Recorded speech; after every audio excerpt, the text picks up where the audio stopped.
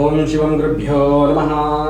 ಆತ್ಮೀಯ ಪೋಷಕ ಬಂಧುಗಳೇ, ಆತ್ಮೀಯ ನನ್ನ ವಿದ್ಯಾರ್ಥಿ ಮಿತ್ರರು, ಸಾಕಷ್ಟು ಜನ ಪೋಷಕರು ಯಾವಾಗಲೂ ಕಾಲ್ ಮಾಡಿ ನನ್ನ ಹತ್ರ ಮಾತಾಡೋದೇನು ಅಂತ ಹೇಳಿದ್ರೆ, ಮೆಸೇಜ್ ಹಾಕೋದೇನು ಅಂತ ಹೇಳಿದ್ರೆ, ನನ್ನ ಮಗ ಅಥವಾ ನನ್ನ ಮಗಳು ಯಾಕೋ ಏನೋ ಗೊತ್ತಿಲ್ಲ, ಒಂಥರ ಕೀಳರಿಮೆ, ತನ್ನನ್ನು ತಾನೇ ಒಂಥರ ಡೌನ್ ಮಾಡ್ಕೊಂಡಂಗೆ ಮಾತಾಡ್ತಾರೆ, ಒಂಥರ ಇನ್ಫೀರಿಯಾರಿಟಿ ಕಾಂಪ್ಲೆಕ್ಸ್ ಅಂತ ಹೇಳ್ತೀವಲ್ಲ ಆ ರೀತಿಯಲ್ಲಿ ಇರ್ತಾರೆ. ಈಗೇನು ಮಾಡೋದು ಅಂತ ತುಂಬ ಕೇಳ್ತಾರೆ.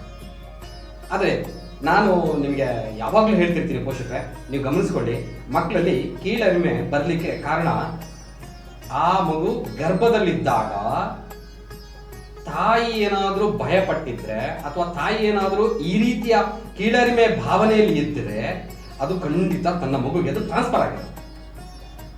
ಗರ್ಭ ಸಂಸ್ಕಾರದಲ್ಲಿ ಬರುತ್ತೆ, ನಿಮಗೆ ಅದನ್ನ ಮುಂದಿನ ಯಾವತ್ತಾದ್ರೂ ಹೇಳ್ತೀನಿ ನಾನು. ಹಾಗಾಗಿ ಅದು ಹುಟ್ಟುವಾಗಲೇ ಬಂದಿರ್ತಕ್ಕಂಥದ್ದು ಕೀಳರಿಮೆ.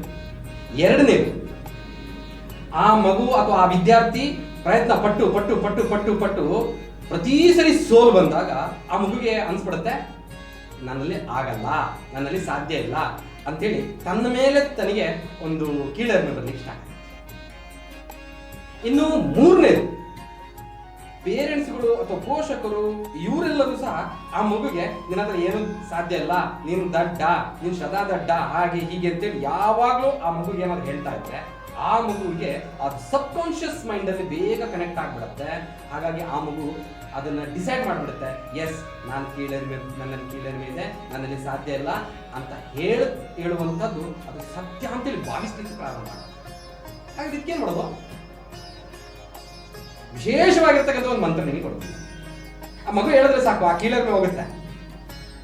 ಹೌದಲ್ಲ, ಹೇಳ್ಬಿಟ್ರೆ ಸಾಕ? ಖಂಡಿತ ಸಾಧ್ಯ ಇದೆ. ಮಂತ್ರದಿಂದ ಮಾವಿನಕಾಯಿ ಉದುರುತ್ತೆ, ಆದ್ರೆ ಆ ಮಂತ್ರಕ್ಕೆ ಶಕ್ತಿ ಇದೆ, ಉದುರಿಸೋನಿಗೆ ಶಕ್ತಿ ಇರ್ಬೇಕಷ್ಟೇ.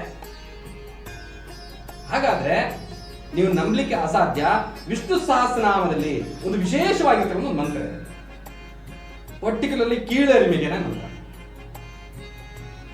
ಆ ಕೀಳರಿಮೆ ಮಗು ಹೋಯ್ತು ಅಂತ ಹೇಳಿದ್ರೆ ಅದ್ಭುತವಾಗಿ ಕೀರ್ತಿವಂತನಾಗ್ತಾನೆ ಮಗು. ನೀನ್ ನೆನಪಿರ್ಲಿ ನಿಮ್ಗೆ. ಅಂದ್ರೆ ಕೀಳರಿಮೆ ಅಂತ ಹೇಳಿದ್ರೆ ಅವರೇ ಪ್ರಶ್ನೆ ಹಾಕೋದು, ಅವರೇ ಉತ್ತರ ಹುಡುಕೋದು, ಅವರೇ ನಗಾಡೋದು, ಅವರೇ ಅಳೋದು, ಅವರೇ ಸಮಾಧಾನ ಮಾಡ್ಕೊಳ್ಳೋದು, ಅಥವಾ ಅವರೇ ಏನೂ ಆಗಲ್ಲ ಅಂತ ತಿಳ್ಕೊಂಬೋದು. ಈ ರೀತಿಯ ಭಾವನೆಗಳು ಬರೋದು. ಹಾಗಾಗಿ ನಾನು ಹೇಳ್ತೀನಿ, ಮಕ್ಕಳಿಗೆ ಈ ಒಂದು ವಿಷ್ಣು ಸಹಸ್ರನಾಮ ಕಲಿಕಾ ಯಜ್ಞದಲ್ಲಿ ನಿಮ್ಮ ಮಕ್ಕಳನ್ನ ಕೂರಿಸಿ ಮಟ್ಟಿಗೆ ಆ ಕೀಳರಿಮೆಯಿಂದ ಹೊರಗೆ ಬರ್ತಾರೆ. ಅವರು ಉತ್ತಮವಾಗಿರ್ತಕ್ಕಂತಹ ವ್ಯಕ್ತಿತ್ವವನ್ನು ರೂಪಿಸಿಕೊಳ್ಳಿಕ್ಕೆ ಸಾಧ್ಯತೆ ಇದೆ. ಸ್ನೇಹಿತರೆ, ಈ ಕೆಳಗಿರ್ತಕ್ಕಂಥ ನಂಬರ್ಗೆ ಯಾವಾಗಲೂ ಕಾಲ್ ಮಾಡಿ ಮೆಸೇಜ್ ಹಾಕಿ ನಿಮ್ಮ ಮಕ್ಕಳನ್ನ ಕೂರಿಸಲಿಕ್ಕೆ ರೆಡಿಯಾಗಿ ಅಂತ ಹೇಳ್ತಾ